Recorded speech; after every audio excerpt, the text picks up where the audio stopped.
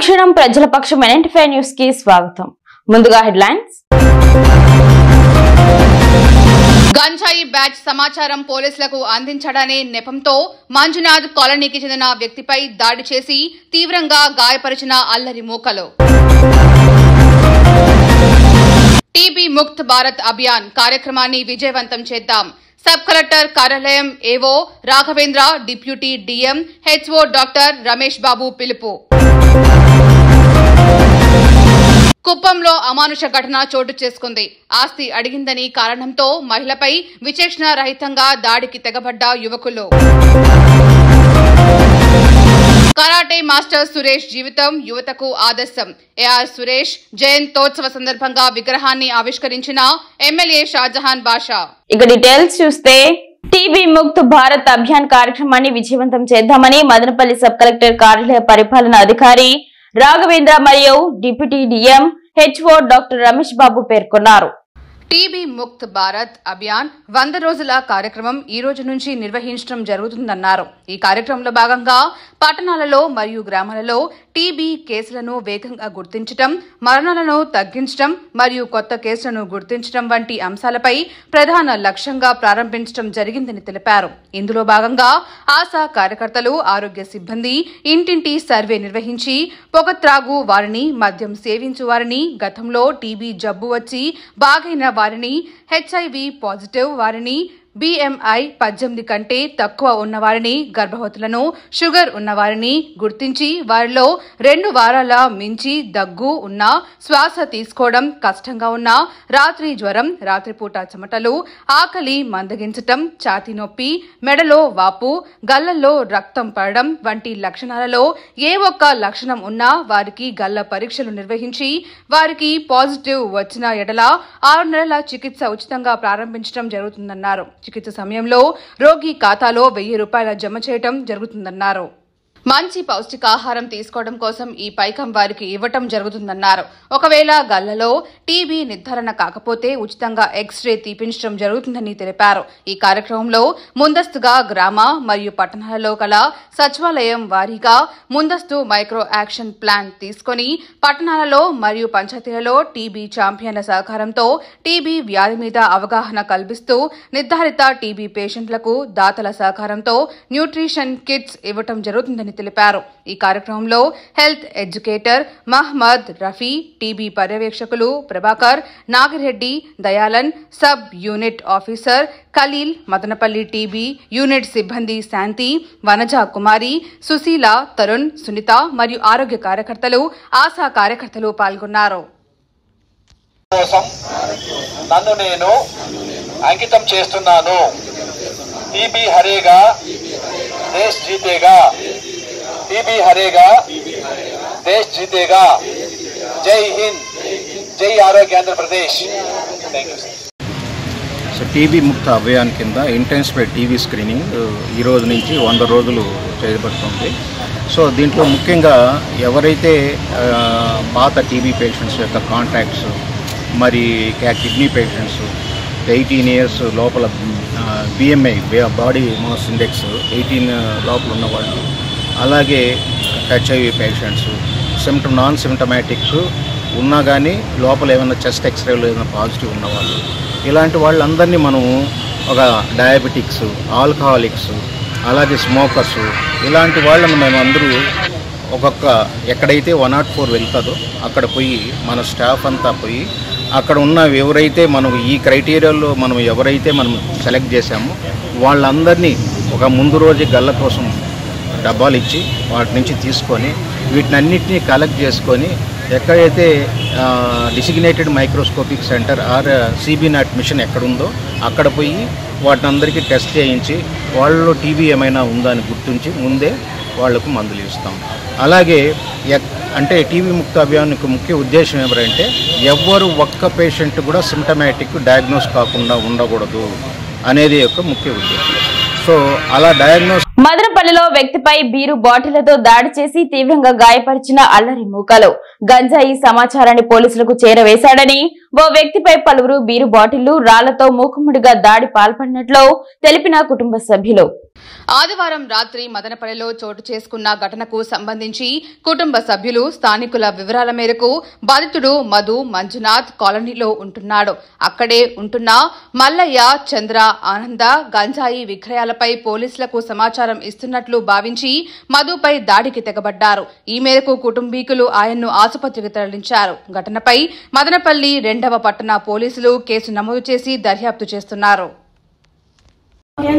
ఏదో చెప్తే ఇన్ఫార్మ్ చేస్తే మొత్తం మన మీద చెప్పేసి మా పొద్దు సార్ చెప్పి కూడా పంపించారు. మా హాస్టల్ కూడా పంపించుకుని వెళ్ళిపోయాం. మా ఇంటి దగ్గర నుంచి మేము మా ఇంటి తిరుగుకోలేము. మీ ఇంటి దగ్గర ఎందుకు వచ్చినారు? ఫస్ట్ వాళ్ళ ఇంటి దగ్గర పోయా మా ఇంటి దగ్గరికి వచ్చినారు సార్. పోలీసు కూడా మా ఇంటికాడ సార్ పోయి కాల్సింది కూడా రికార్డ్ చేసుకోకండి. ఎట్లున్నాయి పీసీసాలు, రాళ్ళు, బొడ్డింగ్లు, కొడిమిన్లు ఎట్లున్నాయి చూడండి ఒకసారి.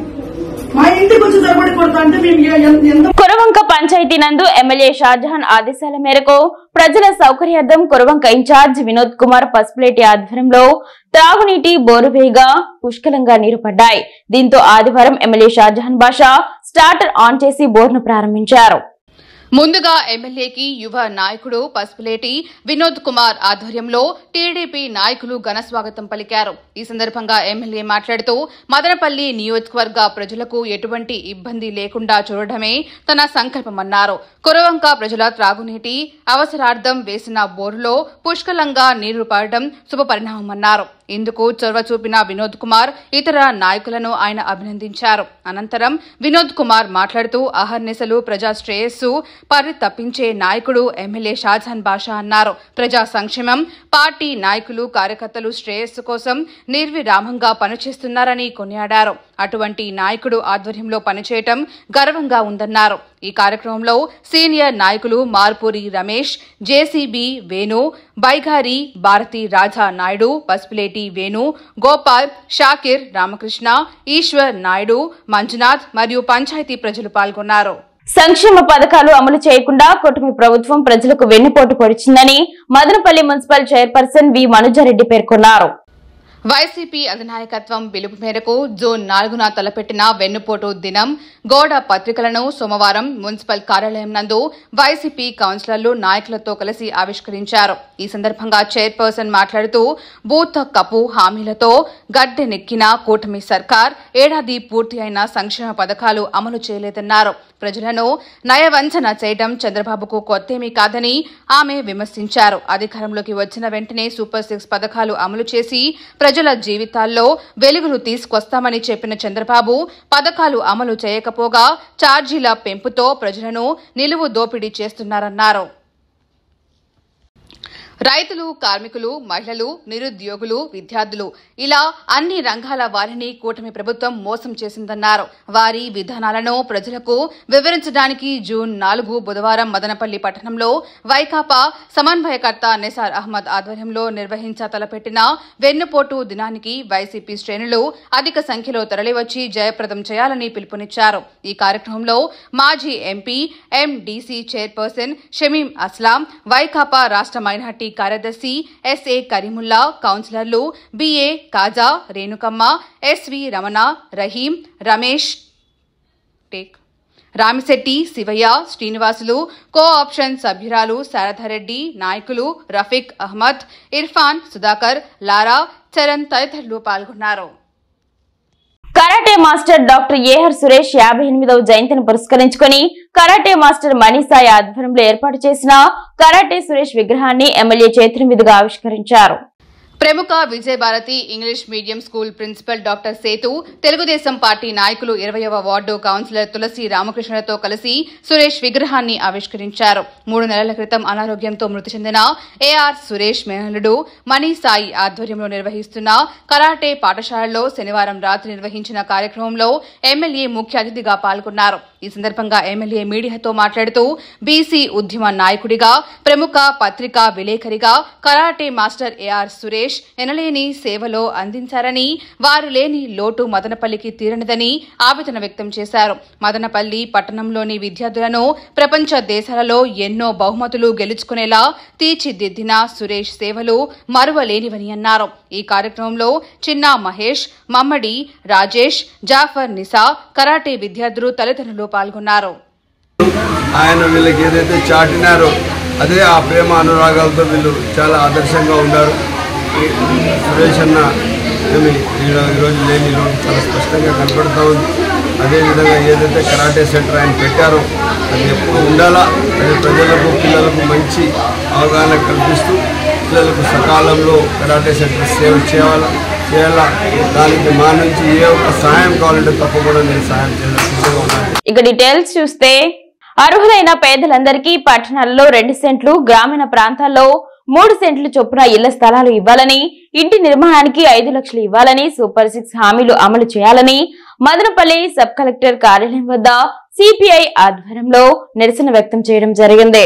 ఈ సందర్భంగా సిపిఐ జిల్లా కార్యవర్గ సభ్యులు సాంబశివ, కృష్ణప్ప, నియోజకవర్గ కార్యదర్శి కె మురళి మాట్లాడుతూ కూటమి ప్రభుత్వం అధికారంలోకి వచ్చి ఏడాది కావస్తున్నా ఎన్నికల్లో ఇచ్చిన ఒక్క హామీ కూడా అమలు చేయలేదన్నారు. పేదలకు ఇచ్చిన ఇంటి స్థలాల హామీని తుంగలో తొక్కుతున్నారని, సచివాలయాలపైన కూటమి నాయకుల పెత్తనం పెరుగుతుందన్నారు. ఎన్నికల ప్రచారంలో కూటమి ప్రభుత్వం మదనపల్లిని జిల్లాగా ప్రకటిస్తామని, కడప బెంగళూరు రైల్వే లైన్ మదనపల్లి మీదుగానే కొనసాగిస్తామని, బీటీ కళాశాలను యూనివర్సిటీగా చేస్తామని హామీలు ఇచ్చారని, అధికారంలోకి వచ్చిన తర్వాత ఇచ్చిన హామీలన్నీ తుంగలో తొక్కి ప్రభుత్వ మెడికల్ కళాశాలలను P4 విధానంలో మార్చారని, మదనపల్లి ప్రభుత్వ ఆసుపత్రిని ప్రైవేటు వ్యక్తులకు అప్పగించే ప్రయత్నం చేస్తున్నారని ఆరోపించారు. ఇప్పటికైనా కూటమి ప్రభుత్వం స్పందించి ఇల్లు లేని పేదలందరికీ పట్టణ ప్రాంతాల్లో 2 సెంట్లు, గ్రామీణ ప్రాంతాల్లో 3 సెంట్లు ఇళ్ల స్థలాలు ఇవ్వాలని, మదనపల్లిని జిల్లాగా ప్రకటించాలని, బీటీ కళాశాలను యూనివర్సిటీగా ప్రకటించాలని, కడప బెంగళూరు రైల్వే లైన్ పనులు వెంటనే ప్రారంభించాలని, మదనపల్లి ప్రభుత్వ ఆసుపత్రిని ప్రభుత్వం రంగంలోనే కొనసాగించాలని డిమాండ్ చేశారు. ఈ కార్యక్రమంలో సిపిఐ నాయకులు చంద్ర, సూరి, దేవా, తిరుమల, మస్తాన్, వాసు తదితరులు పాల్గొన్నారు. టీడీపీ ప్రభుత్వానికి సంబంధించినటువంటి మహానాడు కూడా జరుపుకోవడం జరిగింది. ఆ మహానాడులో అయినా ఈ సూపర్ 6 పథకాల గురించి ఏమాత్రం కూడా ప్రస్తావన చేయలేదు. పేదలకు ఇచ్చేటువంటి వాగ్దానం గ్రామీణ ప్రాంతాల్లో 3 సెంట్లు, పట్టణ ప్రాంతాల్లో 2 సెంట్ల వాగ్దానం కూడా అమలు చేయలేదు. ఏడాది కావస్తా ఉన్న ప్రజలకు ఇచ్చేటువంటి ఎన్నికల వాగ్దానం నీటి బుడగల్లాగా తయారైంది. కాబట్టి ఇప్పటికైనా కూడా కూటమి ప్రభుత్వం తక్షణమే మంత్రివర్గ సమావేశాన్ని ఏర్పాటు చేసి మీరు చెప్పినటువంటి ఎన్నికల వాగ్దానాల ప్రకారం పట్టణ ప్రాంతాల్లో 2 సెంట్లు, గ్రామీణ ప్రాంతాల్లో 3 సెంట్లు ఇంటి స్థలాలు ఇచ్చి ఇల్లు కట్టుకోవడానికి ప్రభుత్వమే 5 లక్షల రూపాయలు ఇవ్వాలని సందర్భంగా డిమాండ్ చేస్తా ఉన్నాం. సూపర్ 6 పథకాలు ఏవైతే ఉన్నాయో తక్షణ వాటిని అమలు చేయాలని సందర్భంగా డిమాండ్ చేస్తా ఉన్నాం. మదనపల్లి పట్టణం స్థానిక నీరుగట్టు వారి పల్లినందు గల టమాటో మార్కెట్ యార్డును ప్రస్తుతం ఉన్న ప్రాంతం నుండి వేరే చోటికి తరలించాలని కోరుతూ సబ్ కలెక్టర్ కు అన్నమయ్య జిల్లా కార్యదర్శి శ్రీనివాసులు ఆధ్వర్యంలో వినతి పత్రం అందజేశారు.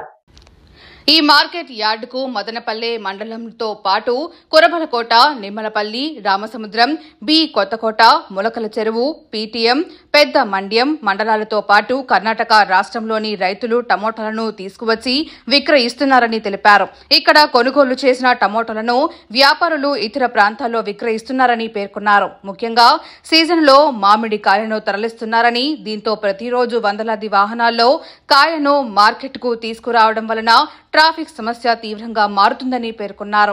కదిరి రోడ్డులోని అన్నమయ్య సర్కిల్ నుండి రింగ్ రోడ్డు మీదుగా మార్కెట్ యార్డు వరకు వందల సంఖ్యలో వాహనాలు రావడం వలన పట్టణంలోకి వచ్చే ప్రయాణికులు, వాహనాలు, విద్యార్థులు అవస్థలు పడుతున్నారన్నారు. ఈ నేపథ్యంలో మార్కెట్ యార్డును ఊరు బయటకి తరలించాలని, పట్టణంలో ట్రాఫిక్ సమస్య పరిష్కారం చేయాలని కోరారు. ఈ కార్యక్రమంలో ఐటీయూసీ డివిజన్ కన్వీనర్ జి కృష్ణమూర్తితో పాటు పలువురు పాల్గొన్నారు.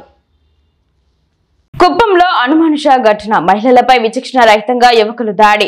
శాంతిపురం మండలంలోని జీడగుట్ల గ్రామంలో ఘటన. ఆస్తి కోసం దాడి చేశారని యువకులపై రాళ్లు, బుదుగురు పోలీసులకు ఫిర్యాదు చేసిన బాధిత మహిళ. 3 రోజుల క్రితం ఫిర్యాదు చేసిన పోలీస్ అధికారులు పట్టించుకొని బాధితురాలు ఆవేదన.